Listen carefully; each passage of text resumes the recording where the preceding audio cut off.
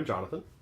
Hi, I'm Haley, and today we're going to talk about the Broken Earth Trilogy by N.K. Jemison. Those books. These ones. I read them first on the recommendation of a dear friend of ours who would not stop talking about them.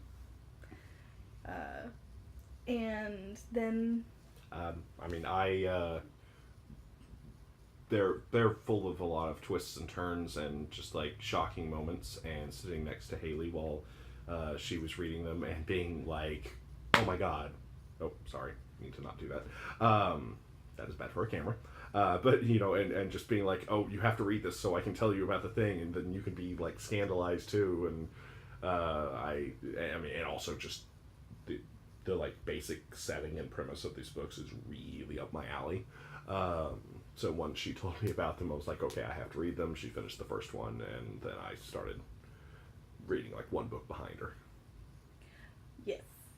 And we just finally finished them all, so we're going to kind of talk about them, just casually chatty. We do have a couple of questions we're going to throw back and forth at each other, and that's about it.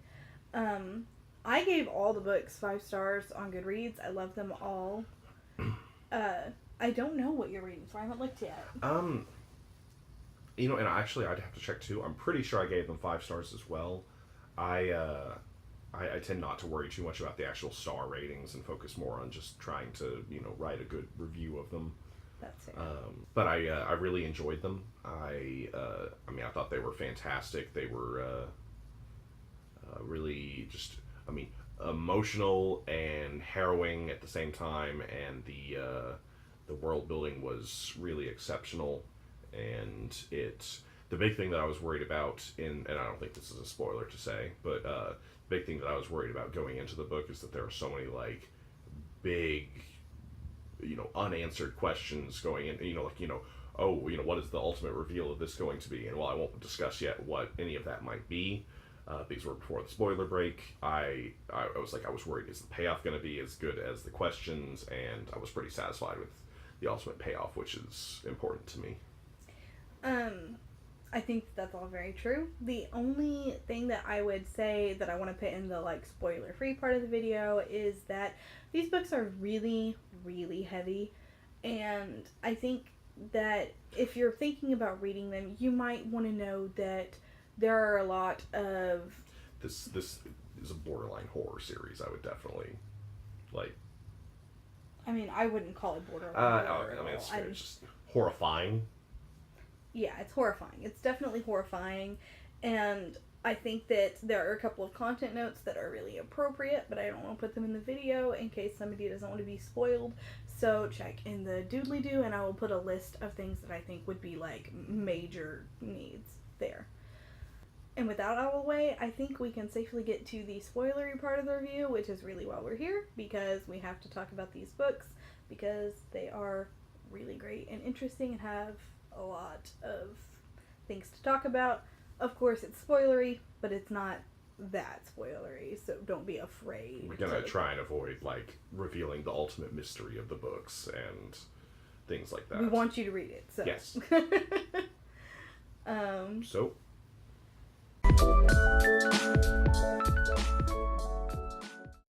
Okay. So, to start with the spoilery section, I think we kind of have to have an overview of what the series is about, like the setting, because it's fantasy, and you kind of need that to set up and understand the little things that you might want to talk about. The world it is set in is the Stillness, which is an Earth-like planet in which there are the regular seasons, winter, spring, summer, fall, but there is also a 5th season, which is essentially the apocalypse that happens in a confusing number of years, like anywhere from 20 years to... like 300? Yeah, like 300 years. Like, there seems to be some confusion over how often they happen and what constitutes a season, but earthquakes, volcanoes, terrible acid rain, things like that. Just really bad, apocalyptically, like, Earth things, like things that are happening because of the climate or the weather, not things that are happening because, say, a nuclear disaster or something. And that is the primary thing that separates it from, like, our world, is that thing. Except for... The other major difference between our world and the Stillness is the presence of origins, I think is how you pronounce it, or ragas, which is the fantastical racist slur for them, which gets used a lot in the book. But they are people who have I don't know if you call it a mutation or what, but have some ability to like control, like move the earth with the powers of their mind and stop earthquakes and cause earthquakes, and you'd think that that would be a really useful thing for you to have in a world that every few generations, you know, there's a cataclysm of seismic events and volcanoes and earthquakes and all that, except that everyone really, really hates them and will kill them on sight, essentially. And part of that is because they have a tendency of killing everyone around them, trying to, like, suck the body warmth out of them to fuel the power that they're using, and sort of a, I don't know, conservation of kinetic energy or something type thing, you know, magical physics. The only exception to that is the big civilization in the setting, the Sanzad Empire, has a, like, school for them that is the only, like, officially sanctioned group of origins in the world that, you know, where they train them and, you know, use them to try and ensure the survival of civilization by preventing earthquakes and other cataclysms and things like that. And the books start off with the beginning of a season. Very specifically, and I do not think this is too much of a spoiler. It's the, like, first because three it's, like, the pages first 3 pages of the book. But an origin is angry and has decided that they're going to take the earth into their own hands and start a season that is right smack dab in the middle of the, like, knot that forms most of the civilization in the world. And the books kind of follow a little, they tell the story of how we got to this point and what happens afterwards. That is the best way to put it, I think.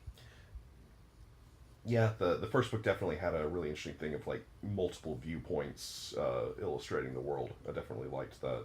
Yeah, it's that way in all the books. No, well, yeah, I mean, it's just, this one, though, had more, like, at different points in time than the other one, showing you, you know, like, the lead up. The first book has interesting point of view. Yeah, I don't want to talk about it too much. Yeah, because that would be a spoiler. To kind of start off the conversation, and we haven't talked about this at all. We've been putting it off so that we would have lots to talk about for the video. And I really want to know, what character did you like the best in the books? Because it's got a very large, very well fleshed out cast. That is a challenging question in a lot of ways. I think my favorite character might be Tonki. Oh, Tonki's great. But like, there are points where I really enjoy Alabaster's character, and the, like, I cannot pronounce that person's name. YKKA. Ika? Ika. That's how I think. Ika. Yeah, there's not a pronunciation guide to the names or anything like that. Ika is pretty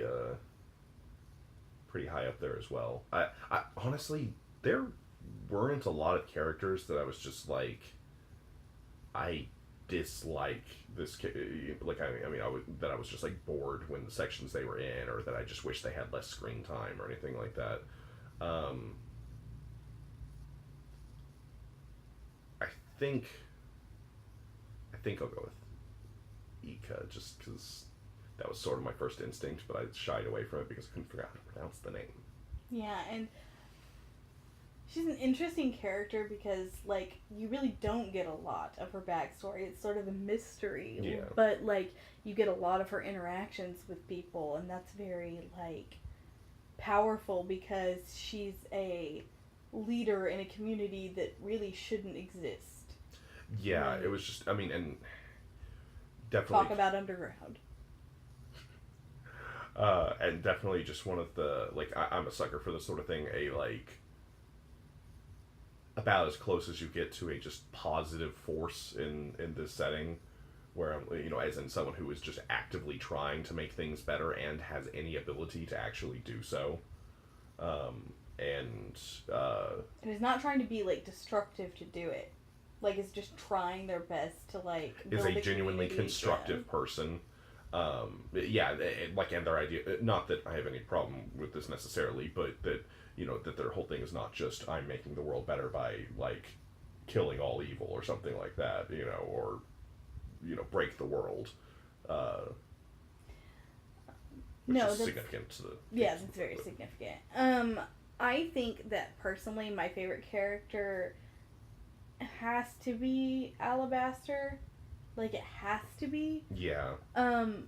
Because without him, I can't, like, he was kind of my touchstone throughout the series to, like, understanding the, like, fact that we would never really understand everything that was happening, like, even at the end, but that it was, like, all sort of still laid out. Like, if you really looked and paid attention, the answer was there.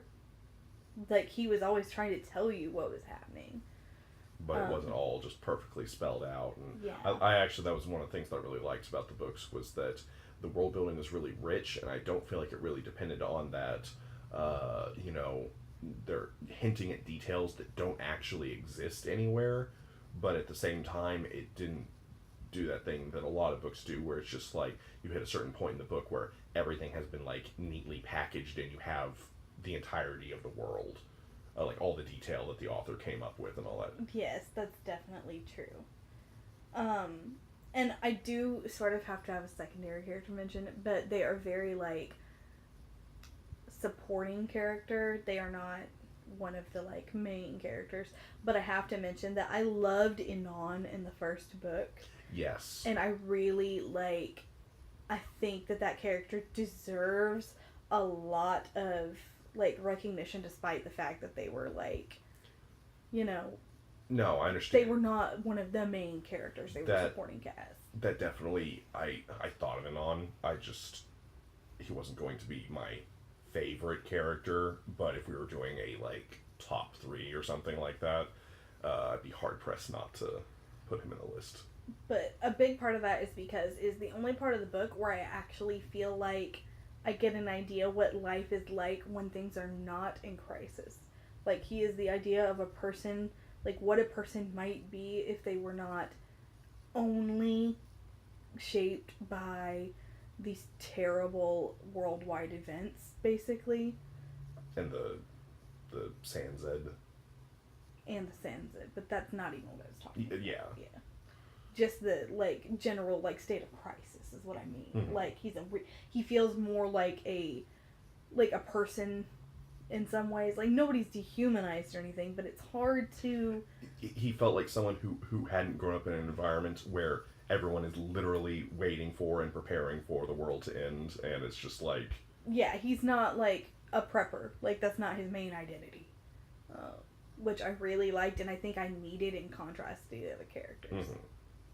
Yeah, I think without that interlude, it really would have been a case of, like, sort of, why are we trying to save these? I mean, even the people who are, like, absolutely terrible, you just kind of get this feeling of, like, where's the goodness, the wholesomeness in the world? You know it exists, but because it has to, because these are still human beings, but it's kind of like, that's the bit of the book that establishes, that there is something beyond, survival is not sufficient. So, another thing that I was wondering is, of the 3 books, which one was your favorite of the trilogy? That is a mean and difficult question. I'm just kidding. She's the one who actually came up with that question. So, saying this to me is kind of... I think... I mean, it's kind of hard to pick which one's your favorite, but I think my favorite is the 5th season. Because, it's got a lot of interesting narrative qualities. Mm-hmm. Like, I don't know, the other books are also interesting narratively, and they have, like, some of the things that I enjoy more in them, but I feel like I was most enraptured by the first one, and that's, like, a quality I love in a book. So I'll pick the first one. feel like this is sort of an unusual choice, but I actually think the second one, the Obelisk Gate, was my favorite. Normally, I feel like it's kind of weird to pick the middle book in a trilogy as favorite, but there were a lot of things I liked about it. I'm not even necessarily going to say it's the best one. It's just the one you like. Yeah, I actually think that in terms of, like, writing, again, the viewpoint thing that they were doing in the first book might make that one the best, like, written. But the thing that I really liked about it was just it showed parts of the world that I was really interested in and focused the most on those elements. And I just like those bits of it. And I mean, honestly, it's one of those things where it's like they're all kind of in first. It's sort of just which one did I enjoy the most, but they're all. There's no, like, slump in quality or anything. That book has an aesthetic about it, too. It does. Like, it's I don't want to very spoil things, but you visual in a know the way. bits that I'm talking about, Yeah. I think. And the last question we kind of thought would be a good one to ask would be, what is something that wasn't done well, or at least that you wanted more of or would change about the book? You can have all positives if you're going to kind of talk about a book series. Yeah. For me, and this may get a little bit more spoilery than the rest of it because we are talking about the wrap up of the series, but was that I really wondered, like, I wanted to know more about the Guardians in the books, the people who are, like, policing the origins and all that, and trying to keep them from doing things that they shouldn't. The history of them and their purpose is really a mystery throughout the books, and in the final reveals, there's some suggestions of how they might have gotten started and all that, but there's definitely just this long blank stretch between those hints of the flashbacks to way in the past and the current events in the book and how they got there and what their history was in the intervening time and all that, and I'm really interested in that. It didn't bother me too much because I really liked that this book didn't feel the need to just neatly package the entire world building into something that was just fully spelled out. But also you want to know. That was like, but I want to know. So how about you? What was something that you would have liked to see done differently? Or I'm going to be super petty and talk about the covers of these books. I think these covers are kind of objectively terrible. They do very little to draw you in to the books, and I think that such a unique and interesting book series deserved better. Like, it... They really don't have anything to I do would have with the never contents of the picked books. these books up if a friend hadn't recommended it to me, and that's telling. That, like, a book that is a Hugo Award winner and is so, like, well lauded and loved, like, is something that I would just, like, skip over. Like, there's nothing to draw you in about this. I just don't like it. Yeah. And I know that's petty and I could probably talk about something more serious, but it is actually something I genuinely don't like about the books. So I'm just gonna go ahead and say that. And I think that's all we're gonna go into because we want y'all to read it, so we don't want to give you too much.